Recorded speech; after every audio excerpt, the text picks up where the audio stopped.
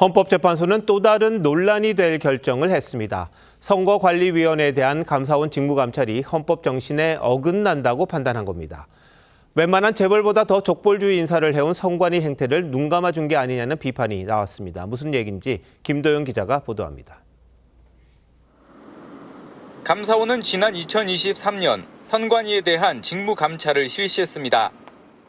선관위가 당시 사무총장과 사무차장 자녀의 특혜 채용 의혹을 경찰에 수사 의뢰한 데 따른 조치였습니다.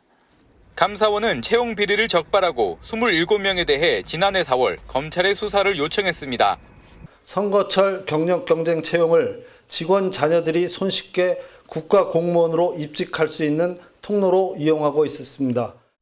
하지만 선관위는 감사원의 직무감찰에 반발하며 2023년 7월 헌재 권한쟁의 심판을 청구했습니다. 헌재는 만장일치로 감사원의 감찰 권한이 없다고 결정했습니다. 대통령 소속 기관인 감사원이 독립적 헌법기관인 선관위를 감찰하는 건 권한에 없는 일이란 판단입니다.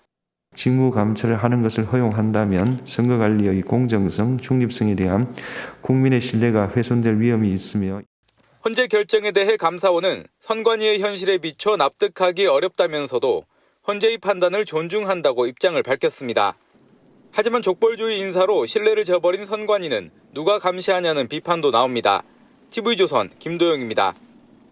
헌법재판소의 결정이 나온 시간, 감사원은 2023년부터 실시해온 지난 10년간의 선관위 채용 비위 감사 결과를 발표했습니다. 위반 사항이 900건 가까이 나왔고 전현직 직원 32명에 대해 중징계를 요구했습니다. 그런데 정말 참을 수 없는 건 선관위 직원들이 감사 과정에서 선관위가 가족회사라거나 친인척 채용 전통이 있다고 말한 점입니다.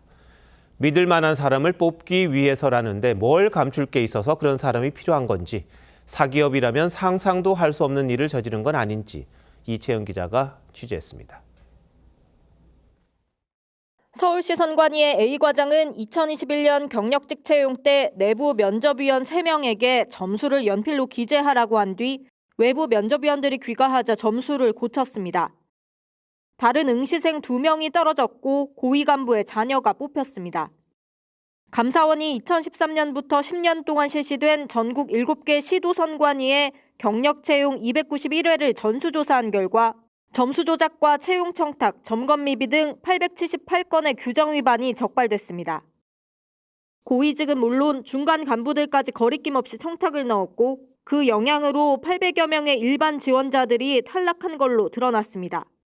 중앙선관위 인사 담당자가 선관위는 가족회사, 선거만 잘 치르면 된다며 특혜 채용을 묵인한 걸로 전해졌고 감사 과정에서 믿을 만한 사람을 뽑기 위해 친인척을 채용하는 전통이 있었다는 궤변을 내놓은 직원도 있었습니다.